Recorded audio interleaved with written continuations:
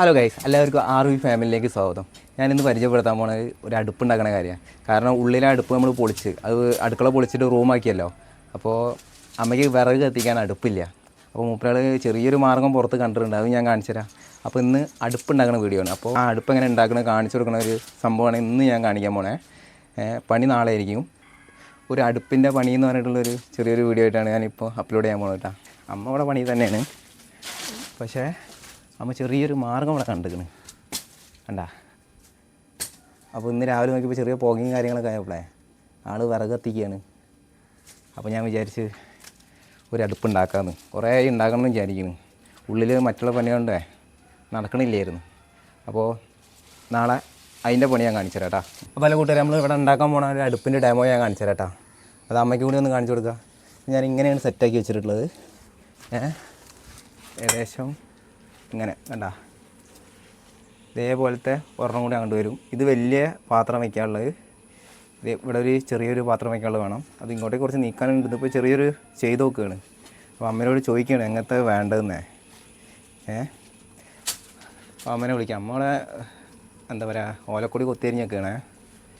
അപ്പോൾ നമുക്ക് വിളിച്ചിട്ട് നമുക്ക് അമ്മേനെ ഒന്ന് പറഞ്ഞു കൊടുക്കാം എങ്ങനത്തെ വേണ്ടത്. കാരണം ഇത് അവർ കൈകാര്യം ചെയ്യുന്ന സ്ഥലമാണ്. ബാക്കിയുള്ളതൊക്കെ നമ്മളെ ഇഷ്ടത്തിൽ ചെയ്യണ മാതിരി ഇതൊക്കെ അവർ കൈകാര്യം ചെയ്യണ സ്ഥലമാണ്. ഇത് നമ്മളെ ഇഷ്ടത്തിന് നമ്മൾ ചെയ്തിട്ട് കാര്യമില്ല. അവിടെ വരുന്നു അമ്മാ, ഇവിടെ വരി. ഞാൻ പാത്രത്തിൻ്റെ ഏകദേശം ഒരിത് കാണിച്ചു തരാം. അതായത് ഇങ്ങനെ വരും. ഇതിപ്പോൾ ഒരു വലിയ പാത്രം വയ്ക്കാനുള്ള നമ്മൾ ഇഡ്ഡലി ചെമ്പ് അല്ലെങ്കിൽ മറ്റേ ഉരുളി പോലത്തെ സാധനം ഉണ്ടല്ലോ, എന്താണ് ആ കടായി ചിക്കൻ, അതിന് വേണ്ടിയിട്ടാണ് ഇത്രയും വലിയ വായവട്ടം.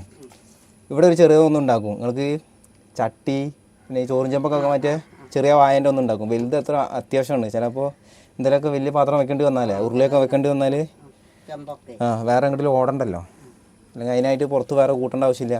അപ്പോൾ അങ്ങനത്തെ ഒന്ന്. അപ്പോൾ ഈ ലെവലിൽ ഏകദേശം വരും. അപ്പോൾ വിറക് ഏകദേശം നിങ്ങൾക്ക് താഴേക്ക് കൊഴിഞ്ഞാടാത്ത രീതിയല്ല പറഞ്ഞത്. അളവെടുത്താണ് ഏകദേശം ഇങ്ങനെ ഇരിക്കും. പറ ഇങ്ങനെയല്ല, ഇതിൽ കുറച്ച് ഇതാവും.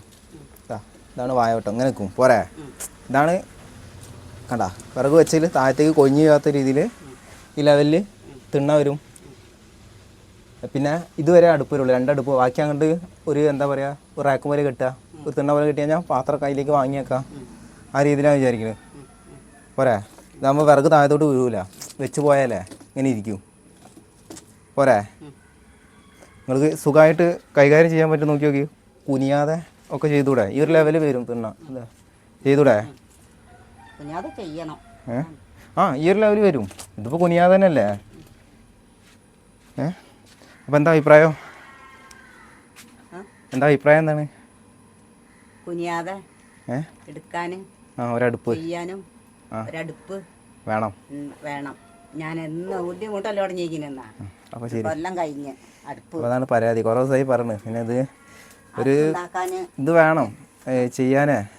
ഒരു താല്പര്യം ഉണ്ടാകുമ്പോഴാണ് നമുക്ക് ചെയ്താൽ ശരിയാവുള്ളൂ. ഇഷ്ടമില്ലാതെ മനസ്സോടെ ഉണ്ടാക്കിയാൽ ശരിയാവില്ല.